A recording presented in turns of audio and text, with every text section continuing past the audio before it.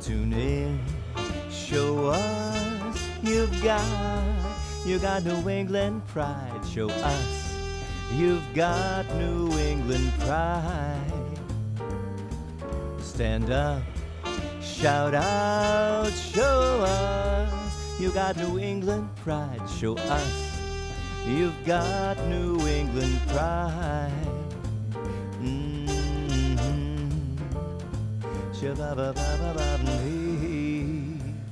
New England pride. Hi, I'm Dale LePage. And I'm Tina Marie Billing. Welcome to New England Pride TV. This is our first show in 2019. Happy New Year. Happy New Year. Happy New Year, everyone. Happy New Year, everyone. Now, every New Year's Eve, I make like a New Year's resolution. Do you believe in those? Do you do those? Yeah, I do. I think people should make a goal and work towards it. So yeah, I do. I believe that too, and I feel the same way. However, when I do a New Year's resolution, it lasts for about 28 days. But I'm good for 28 days, but I just never follow through. All right. We're going to start off this episode with Pride Pets. On this episode, we introduce you to Big Hair Animal Rescue. Big Hair Animal Rescue is a volunteer-run rescue located in Sturbridge, Massachusetts. They are foster-based and have foster homes for cats and dogs up and down the northeast coast from Maine to New Jersey. Every day, thousands of adoptable shelter pets are euthanized in the United States. Big Hair Animal Rescue is committed to helping one shelter pet at a time and placing them in a loving home. Contact Big Hair Animal Rescue at 139 Fairview Park Road, Sturbridge. You can reach them also at bighairanimalrescue@gmail.com. Donations and volunteers are always welcome.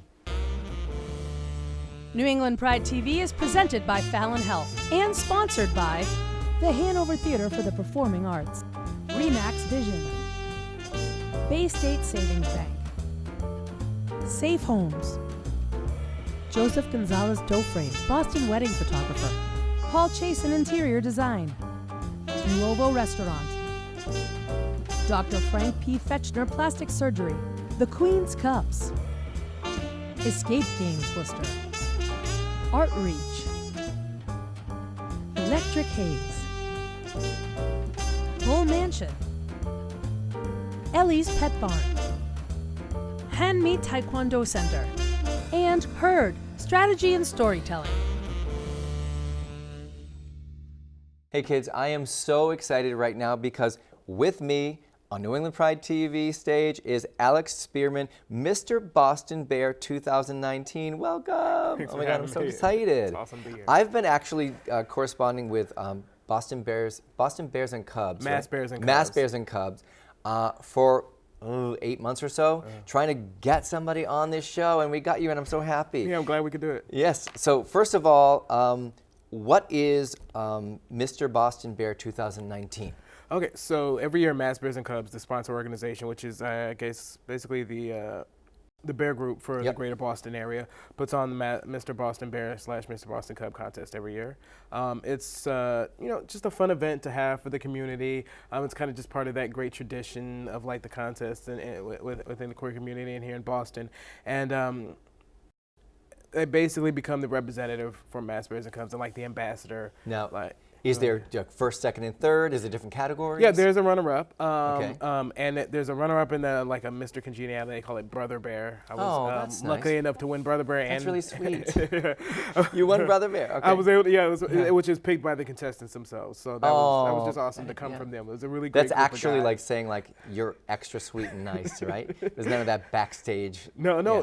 It was one of the more fun experiences I've ever had. I've never done anything like this before, so getting into it was pretty exciting. Now, who's the head of Mass Bears and Cubs? Sean Mims is our president. Sean Mims? Yes. Okay, Sean Mims. I'm looking right in this camera. Sean Mims, I want to be a judge next year. This sounds like so much fun. I am so happy. So, what are the duties of Mr. Boston Bear? To basically be, a good ambassador for Mass Bears and Cubs, for the community as a whole, to be out there to represent the group. Each winner gets their own signature event that Okay. year.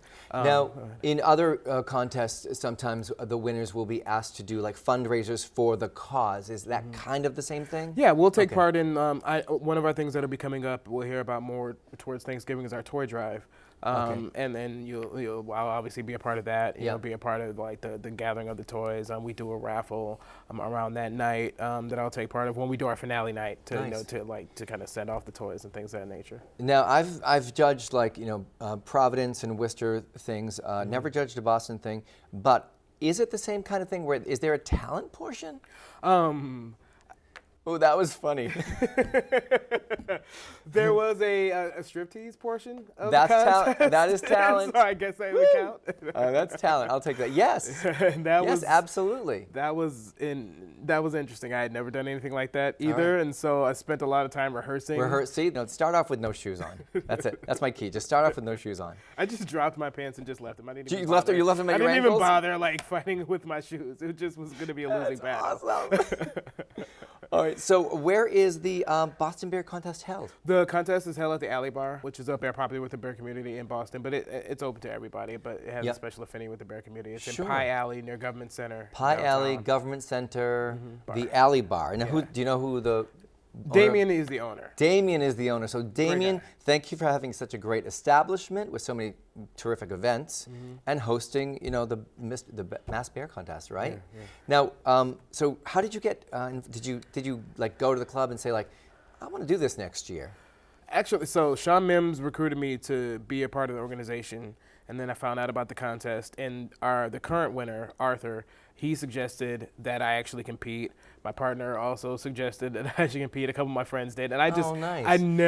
I was like, no, there's no way. I'm not putting myself through this to be judged. And yet you did. Exactly, which is so surprising how we got here. I did not ever think that I would win, let alone be a part of the contest. So it's Wonderful. all just been like a really wild experience. Well, your friends were supporting you. You said your partner. Yes. What's his name? Melvin? Melvin, thanks for being such a great supporter, right? Awesome. Yeah, he's awesome. Amazing. Now, how long have you guys been together? 2 years. 2 years. Congratulations. That's Long wonderful. distance. What's that? Long distance. Long distance. Where's Yeah. Melvin live? He lives in Georgia. That's where we met.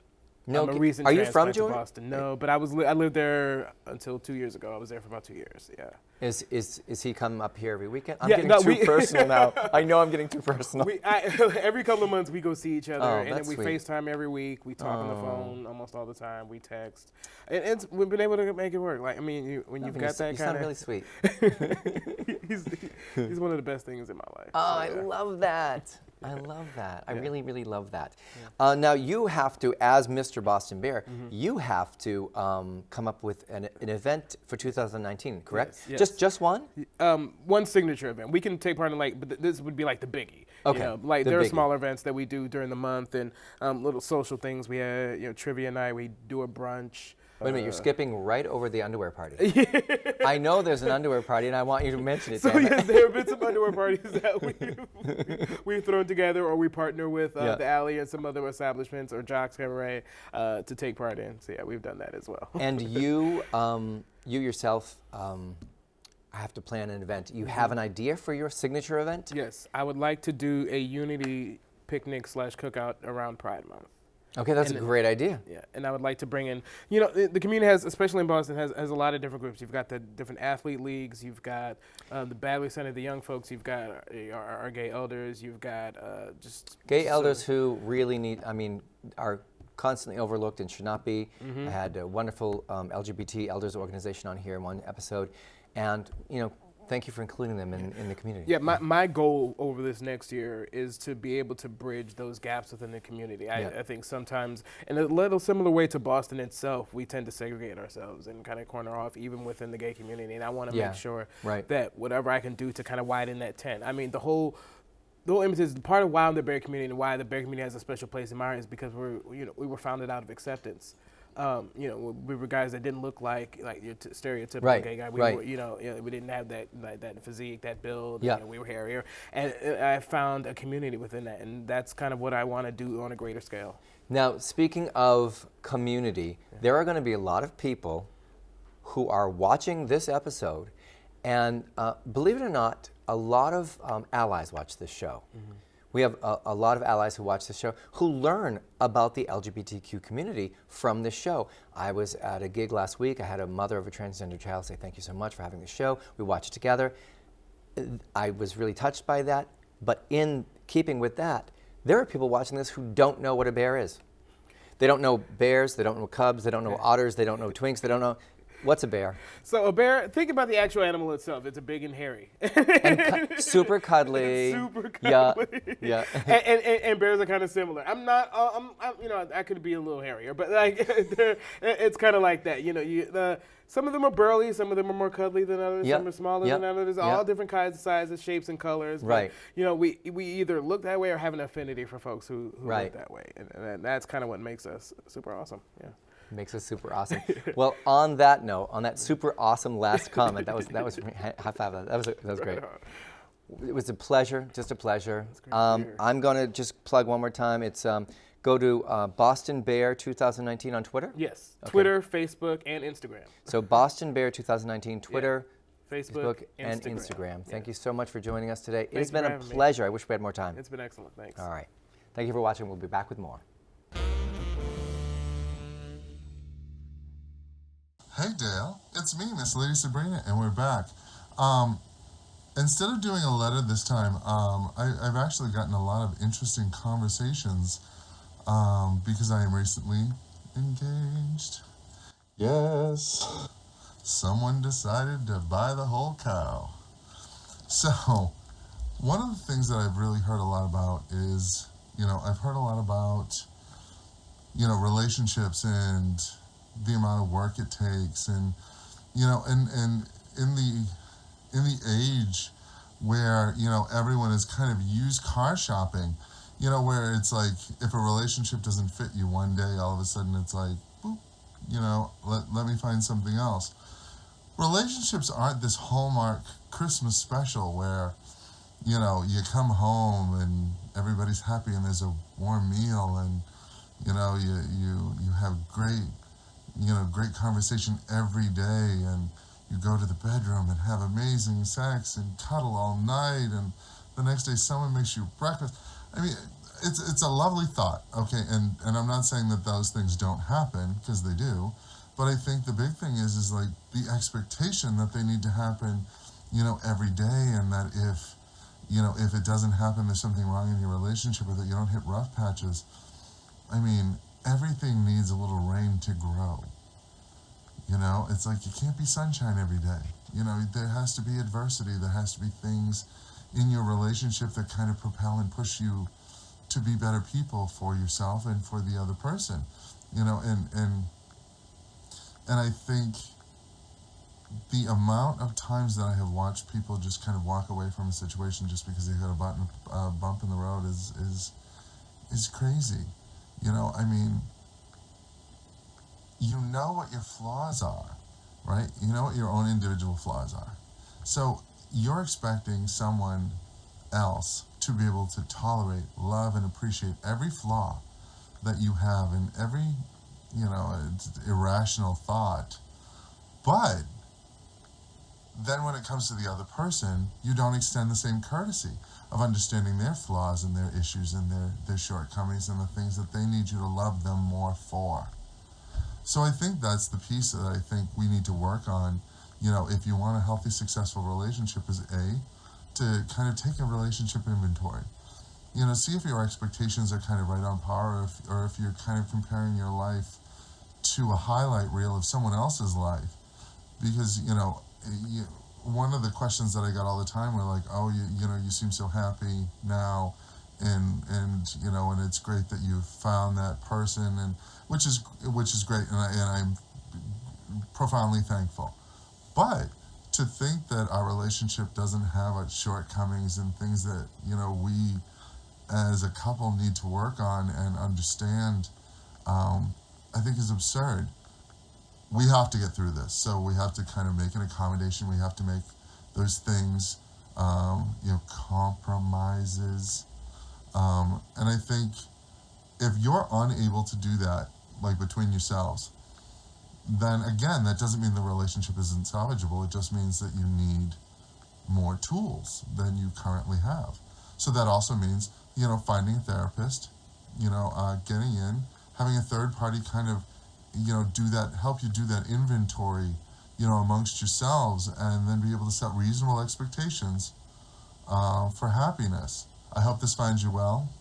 I hope you all have a wonderful new year.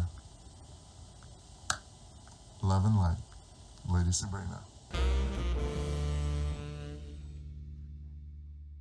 And we are back here on New England Pride TV. I am so happy to introduce you to Sam Donovan. Welcome, Sam, to New England Pride TV. Thank you, Dale.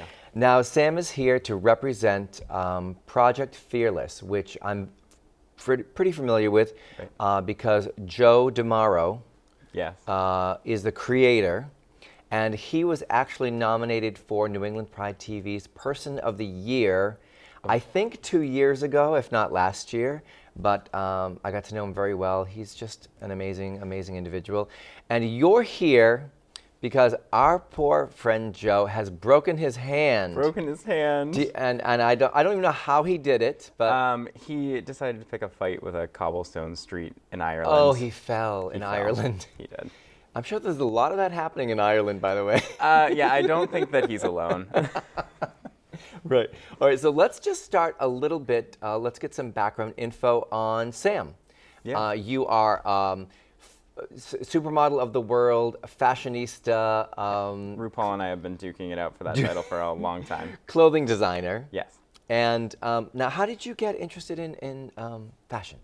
Well, I think that in Massachusetts, we have a very staid sort of dress sense, and so I always wanted things to be prettier. And just kind of started embellishing things when I was younger, making clothes out of trees and pillowcases, and I'm very interested in seeing this. apparently Parsons was too. Okay. And I got to go to school at Parsons in New York, and through that, it's just been a crazy whirlpool of excitement and opportunity. That must have been such an exciting time for you. Just I trying remember very little of it, but Really? yeah. Well, New York. Okay. All right. So you were out until 4 a.m. and then going to class? Right, but I was out working on my garments. and Garments, having little okay. panic attacks, yeah. Oh, little mini panic attacks. Mini panic attacks, Right. yeah. Now, fashion for you is hopefully your full-time job and something you're working toward. Right. And who are some of your clients and where are you working out of, things like that?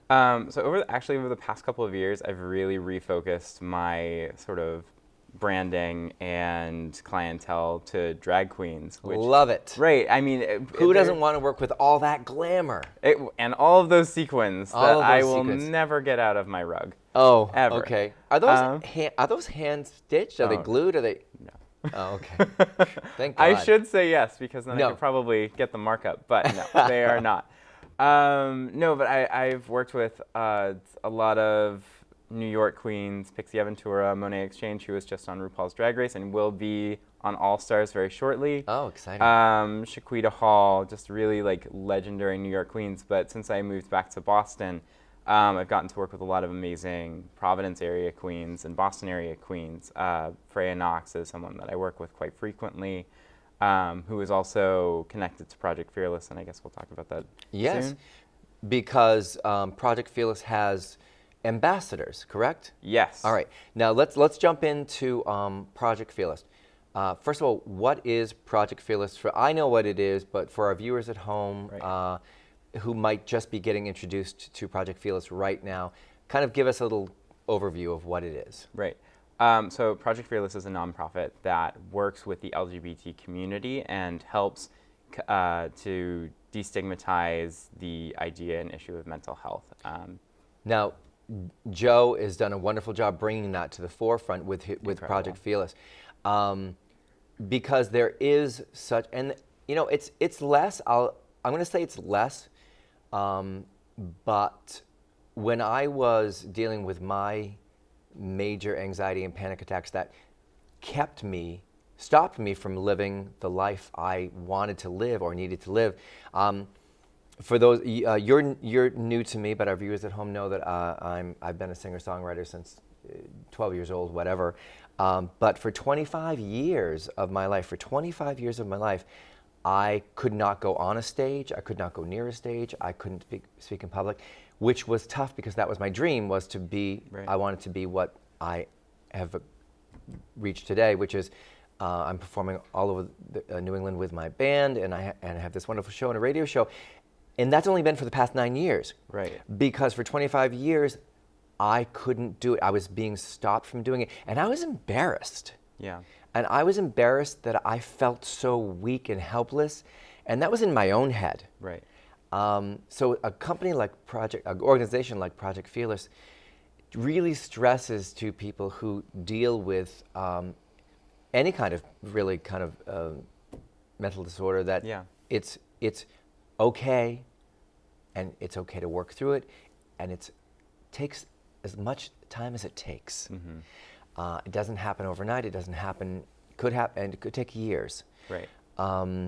But I found a great therapist, and that's what you're helping people to find, correct, in Project Fearless? Oh yeah, definitely. I mean, Project Fearless's main goal right now is helping connect LGBTQ people to vetted therapists through an organization called zencare.co, not zencare.com, zencare.co.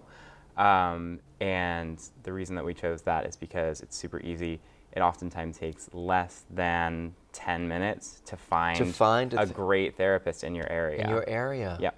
And these are, when you say they're vetted, I mean they're probably, that probably means they're top of their game. Yeah. Correct? Yeah. Exactly. Now I think it's really important for was it Zenco? Zen.co. Zen.co. Zencare.co. I'm so sorry. Zencare.co, because when I was looking for a therapist and looking for help, I knew I needed help. I actually went through 3 or 4 therapists. Wow. And 2 of the therapists that I started with, and yeah, that's right, I got them fired. Oh. They were highly, highly inappropriate. Wow. Okay. And it's a company like you're dealing with, this company, who are bringing you top notch, and that's so important because there are so many people out there who should not be in this field. No. And I unfortunately had to deal with 2 of them, but they're no longer in the field. I'm so sorry to Oh, hear that. no, I wish that Project Fearless had been around I know, to help you out with yeah. that back then. This was probably 12 years ago or so, yeah, Right. before you were born. Exactly.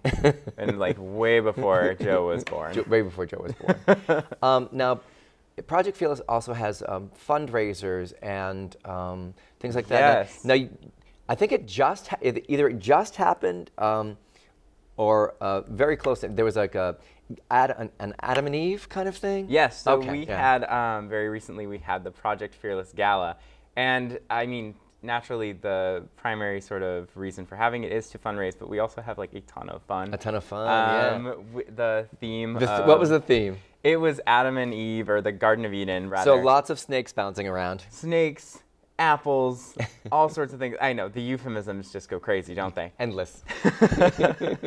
But we had this wonderful costume contest that I got to help judge with the rest of the Project Fearless, not the Project Fearless ambassadors, but they were part of it. And some of the looks that they served were just absolutely stunning. Oh, that's exciting. The Freya in particular, Mm-hmm. one of the Project Fearless ambassadors, wore this like beautiful like garden, just giant Marie Antoinette looking ball gown. We're going to find that somewhere on Facebook and put that right here in this interview.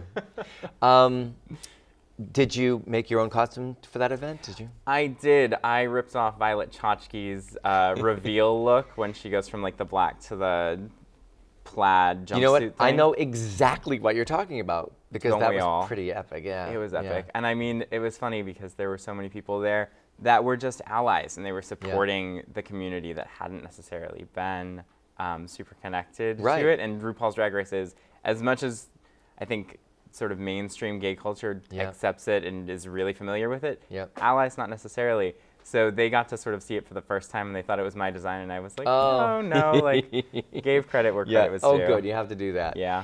Unfortunately, we've come to the end of our time here for our interview, but what I'm going to ask you to do one more time is the website or Facebook page for Project Fearless, and then the finding the vetted therapist. Right. So again, Project Fearless, you can find us on Facebook. You can find us on Instagram. I believe it's Project Fearless RI. And we're working through zencare.co to connect specifically LGBTQ people to vetted therapists to help them with their mental health issues. Absolutely wonderful. And I wish you luck in your fashion career. Oh, it's very exciting. I'm very excited. Thank you. All right, we're going to be right back with more New England Pride TV right after this. Hey, it's me, Amy T, with another segment of Experimental Comedy Therapy. First of all, I want to wish everyone watching New England Pride Television a Happy New Year. Now for me, I've never been one to make resolutions. What I like to do is set goals and intentions for myself for the upcoming year. And by doing so, I make a vision board.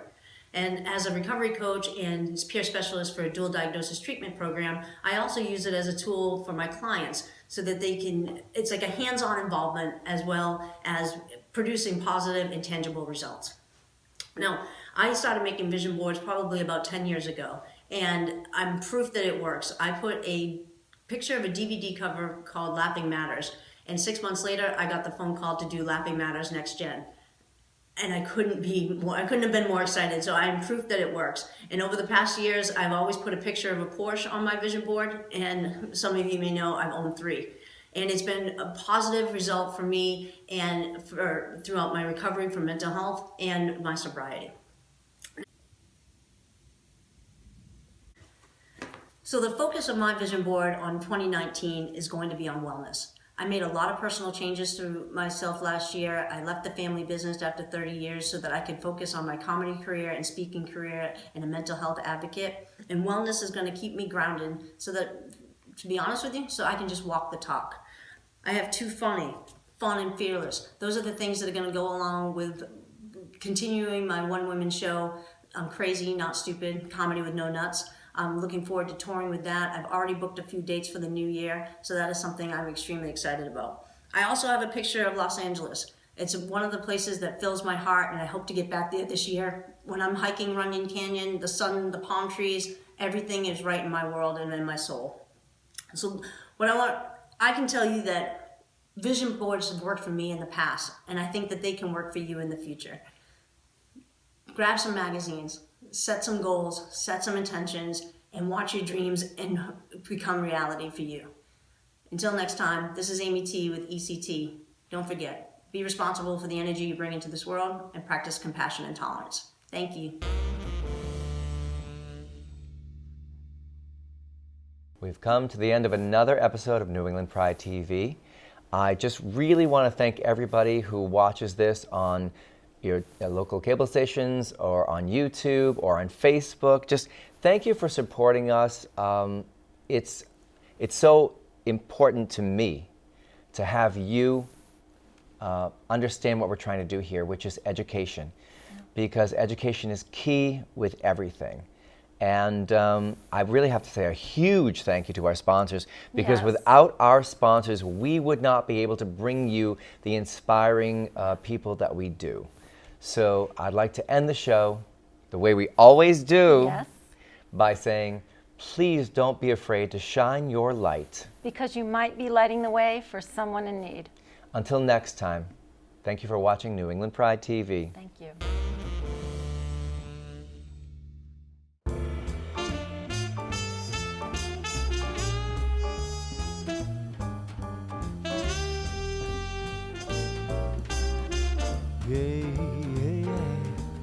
Tune in, show us you got New England pride. Show us you've got New England pride.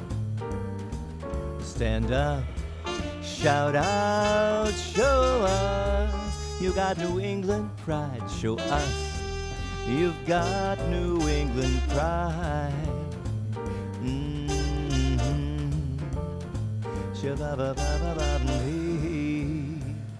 New England